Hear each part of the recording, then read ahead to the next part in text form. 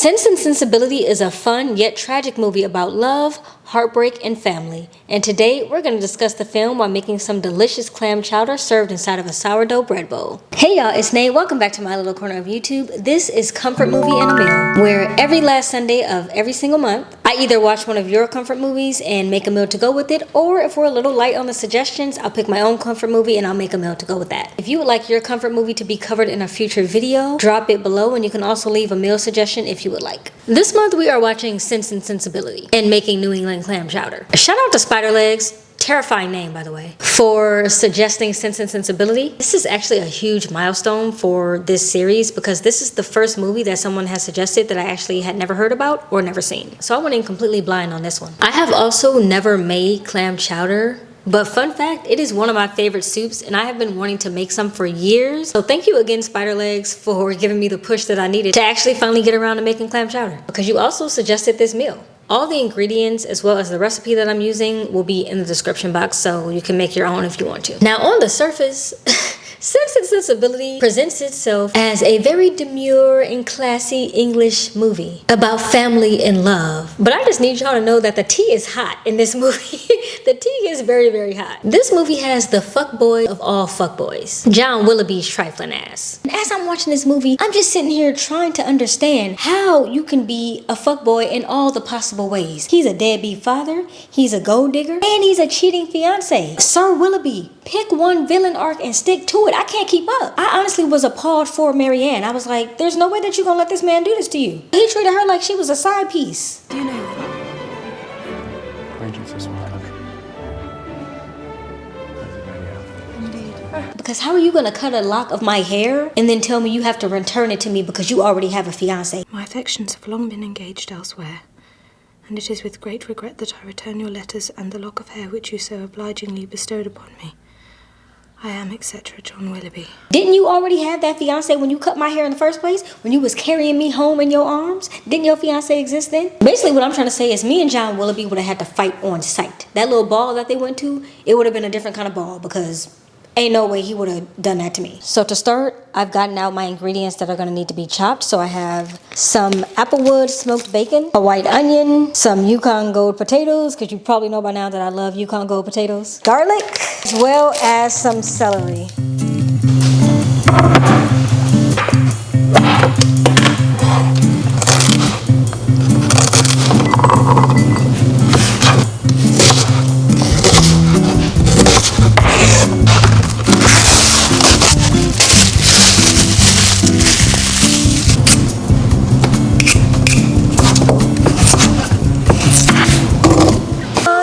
The spotlight, neither black nor white. It doesn't matter to the dance, to the dance.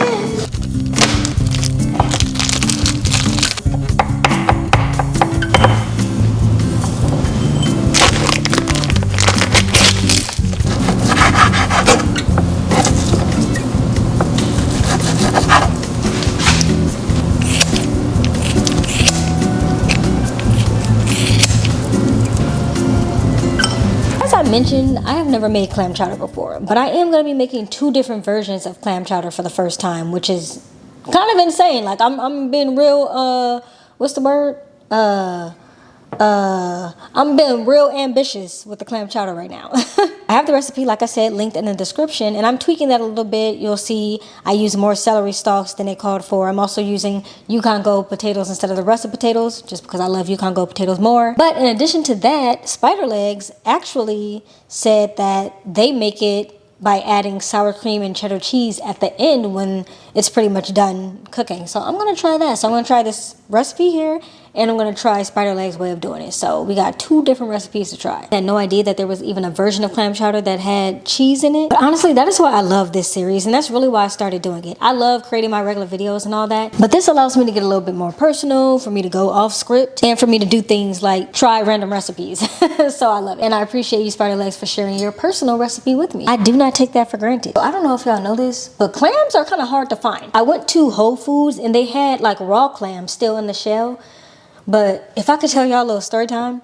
When I was a kid, I saw Alice in Wonderland live action. I think it was the 1998 version. And in that movie, which is really like a musical, they do this whole number where they're like, oh, we're gonna befriend these oysters. And they befriended the oysters. They got the oysters to come out of the ocean. They were hanging out with them. You know, vibes are vibing. And then they turned around and they ate the oysters. That literally traumatized me. Like, something about the fact that they coerced them into being eaten literally tricked them. They were like, come into my home, and then they put them on a pot.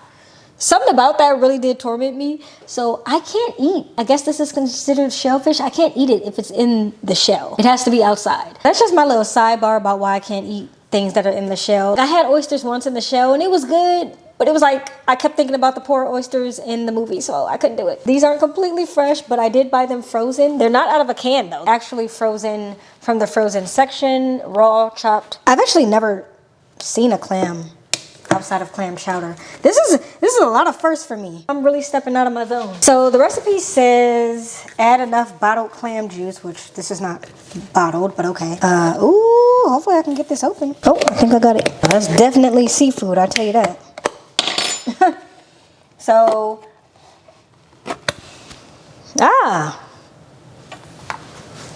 this is what it looks like. I don't know what I was expecting it to look like, but this is what it's what it looks like. I think I was expecting it to be kind of whole, but it's not. Okay, that's fine. That's fine. We'll go with it. 2.5 cups of juice. That only goes to 1 cup. This only goes to 2 cups. She said, take your time. What's the rush? Ooh, I said, baby, I'm a dog. I'm a mud.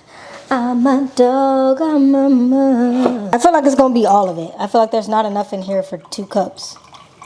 Maybe in the cans it would have been more juice. So hopefully this doesn't too much affect the flavor. I don't know. Realistically, this probably isn't enough clam. I wasn't thinking that I might need 2. But you know what? This series is all about the experimentation and just the fun of cooking, just because I love cooking. So we here for the ride, you know? This is about a cup, so I'm about 1.5 cups short. But we'll see what happens. Like I said, hopefully it doesn't impact it too much. Now we get to my favorite part where I get to use the cast iron.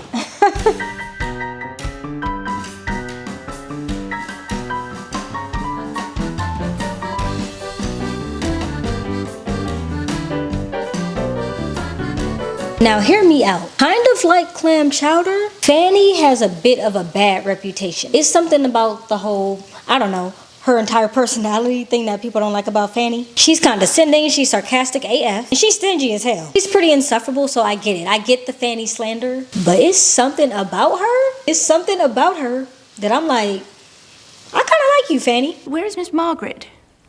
I declare, Mrs. Dashwood, I'm beginning to doubt of her existence. She must run positively wild. And if I'm being honest, she's just really protective of her family and her money. And how can we be mad at that? I do get the feeling that no woman would have ever been good enough for her brother because she's, like I said, protective of her family. She wants her brother to be with somebody perfect, and nobody's ever going to be perfect in her eyes. And that's why she didn't like Eleanor, and she didn't like that original fiance that he had. Now, where I did have to take pause was when she called Eleanor a penniless woman. Cannot always rely on the heart to lead us in the most suitable directions. You see, my dear Mrs. Dashwood, Edward is entirely the kind of compassionate person upon whom penniless women can prey, but it would lead to his ruin. You can even call somebody a brokey. It don't, it do not hit the same as calling someone penniless, like, because a penny is 1 cent. Bitch, you're penniless. That means you don't even have a cent to your name. I felt a little offended. I was like, what the hell did you just say to me, Fanny? Because I'm damn near a penniless woman. Every wealthy family needs that person that's just going to tell it like it is. And Fanny is exactly that person.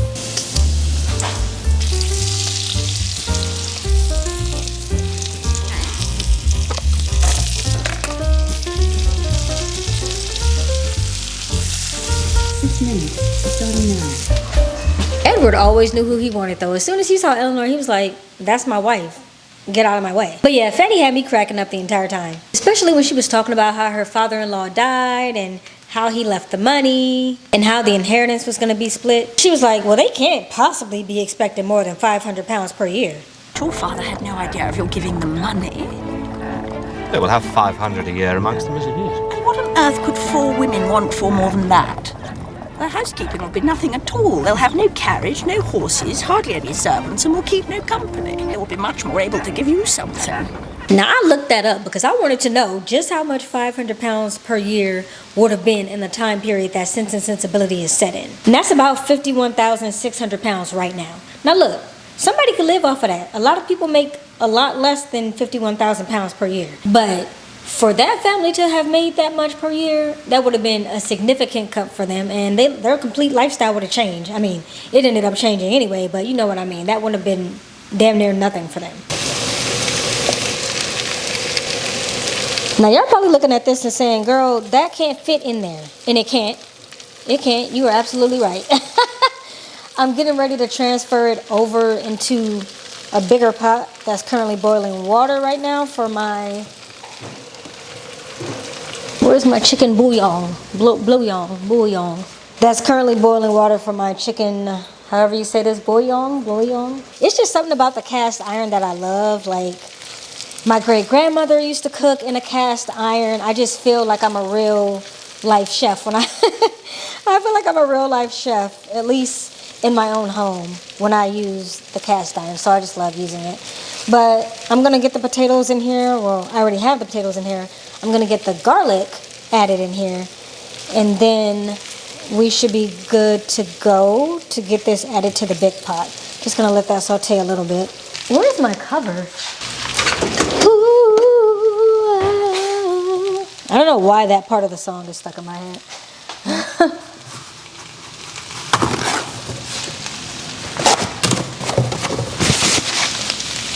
Now I can actually hold my cast iron. Now, I did have a little bit extra potatoes left over, and I didn't want to waste the potatoes. So this is a little bit more than it called for. I think it's about half a cup more, to be exact, than the recipe called for. So that's why the ratio might look a little off, but so far, I'm digging it. I think clam chowder tends to have a lot of potatoes in it, so I think we're gonna be okay. Let's get the garlic in there.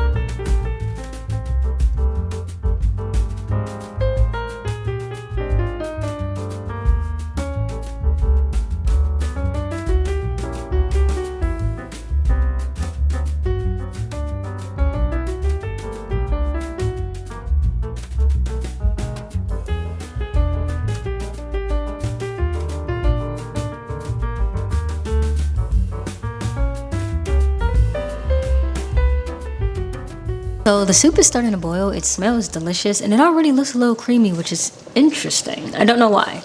Maybe it's because the potatoes have kind of cooked down a little bit, I'm not sure. As a quick note, I think the recipe was using clams that were already cooked. I'm using raw clams, which you can eat them raw, but I don't think you want to eat them raw inside of a soup. So at about the halfway mark, so about 10 minutes, I'm going to add my clams in, because if it cooks like any other seafood, it doesn't take that long to cook. So I'm just going to throw it in there. Hope for the best, but not really worried because, again, you can't eat it raw. It's just probably not preferable, but we'll see how it goes. I'm about to wing it a little bit. You want to know who I was not expecting to see in this movie? Alan Rickman. And I honestly recognized him by his voice before I recognized his face. Because when you hear Professor Snape, you know you hear Professor Snape. The air is full of spices. Marianne almost lost her a Defense Against the Dark Arts teacher messing around with Willoughby's ass. Over here falling down and passing out all the time. Girl, stand up. Marianne is either a true lover girl or she just likes to be a damsel in distress, because the amount of times that she had to get carried back to her house in this movie was 2 times too many. If I'm being honest though, I'm trying to figure out if she even deserved to get Alan Rickman at the end of this movie, because she was definitely being a hater when Edward and Eleanor were having their thing going on. I think very highly of him, that I greatly esteem him, that I like him.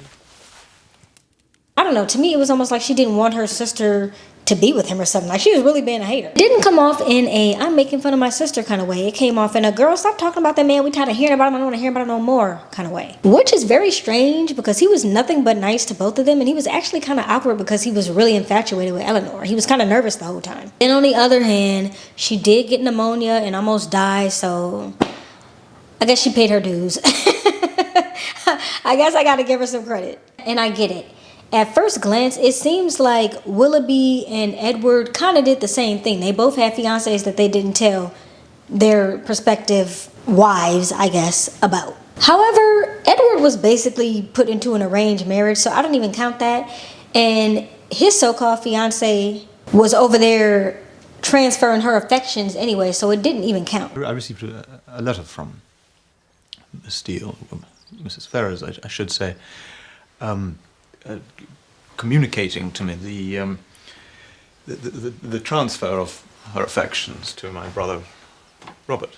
Only right that she be released from our engagement. I'm not married. No. All right, so I have my non-cooked clams. That was easy, okay. That was less,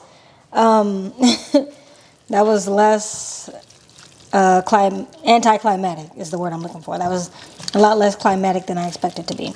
But I got it in there now. See, now it's looking heavy on the clam. This looks like more clam than I've ever been given in any clam chowder I've eaten. Because they be stingy with the clams. And I know why. This thing was like, I don't remember how much it cost. I think it was like $15. But I guess you get a good amount. It looks chunky. That's for sure. Because it's more of a chowder than a soup. Duh. Just for transparency, this has been cooking a little bit over the 10 minutes because I want to make sure the clams are cooked and not raw. So a little bit over, but I can see they've turned like white now, so we're good. Maybe they might be a little bit overcooked. I don't know. I've definitely had overcooked clams before. That's when they be all chewy, right?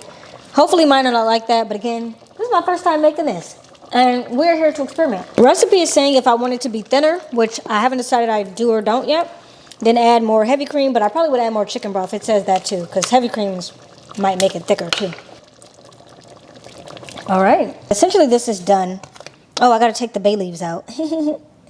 And bye, little bay leaf. While I'm tweaking this, I just want to give a shout out to Eleanor for how well she kept it together during this entire movie, because that roller coaster that she went through with Edward would have took any good woman out. And that's why at the end when he was like, oh no, affections have been transferred. She's not with me anymore. She figured out that she want my brother. That's when she was like, oh my God, I could finally cry now. And then she just broke down. And I'm sitting here staring at Edward like, go get her, man. Go get your girl. You know it's your girl. She's like, I'm so happy. I'm so happy that they got married and it was a beautiful love story at the end. I think I was supposed to use the rest of this bacon to top, because it didn't really say. Oh, you know what? I can taste that clam juice in this. So it did make a difference. Wow. Oh yeah, that did. Okay, I see. I'm so glad I read the instructions beforehand, because sometimes I'll read all the instructions after I've already like drained stuff, and then I'll be like, damn, I don't have it. Adding that clam juice to it really helps up the seafood factor. Let's do a little switch. And put that over there, put this pot over here. And I'm just gonna get a couple. I don't know a better way to do it. I'm like, maybe I'll end up taking like half of it. I don't know. I'm trying to figure out how much of it I actually want to take. It's 7 p.m. tomorrow. Thank you, Alexa. Got our cheddar cheese. I'm gonna really just take a handful, to be honest.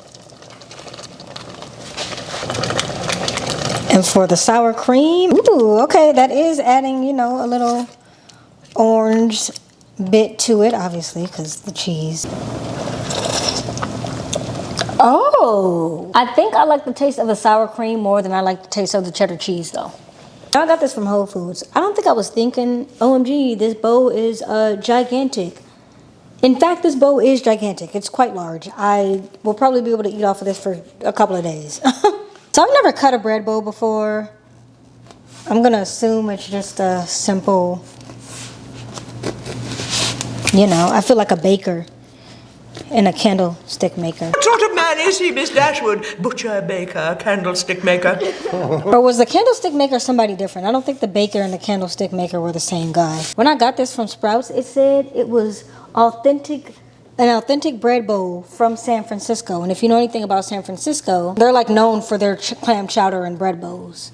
That's like the one thing you're supposed to get when you visit. So, I was gonna say this better be authentic. I just took a bite of this. It's authentic.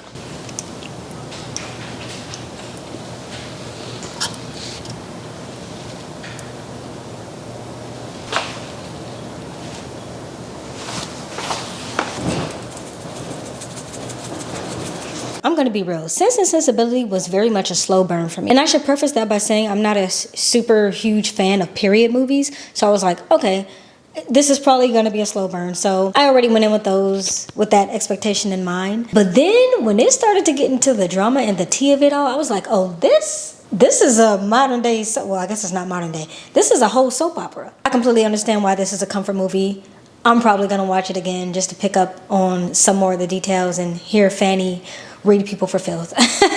All of the characters had their own quirky little things. The youngest daughter was just the cutest. I've already talked about how much I love Fanny. This was a great watch. So thank you again, Spiderlegs, for this movie and this meal suggestion bonus by adding your own recipe. Yeah, that's clam chowder. That's so good. If you would like your comfort movie featured in a future video, drop a comment. Now look, I have promised y'all for 2 videos now. I mean, there's only been 2 of these videos so far. I have promised y'all for 2 videos now that I'm gonna have a better sign-off for this series. And I'm working on some sign-offs. Let me know what y'all think about this one. I'll see you next month. And until then, may your films be cozy and your meals be cozier. Bye. That's the sign-off that I'm thinking. Now y'all let me know if y'all like that. If y'all don't like that, I'll go back to the drawing board. Me and ChatGPT will go back to the drawing board because I did solicit some help from ChatGPT to help me with that. So let me know if y'all like that. May your films be cozy and your meals be cozier. I like it, but y'all let me know what y'all think. I'm gonna eat all this side bacon before. Y'all like my back? I've been going to the gym a lot, like a lot. You give me a superpower. But the motherfucking money in my motherfucking hands. I'm in Gucci and a bonnet spending motherfucking bands. I got haters, I got fans, I got stands and the stands. Do they love her or they hate her? Either way they spending. And me. It's my interpretive dance. You know when a bitch working, I got big plans. I've been at the place where it was hard to seek again. If you never suffer, you can never tell me shit. And I would have $1 million and it still would hit the lick. Lifestyle, nigga, this my lifestyle that you'll never know.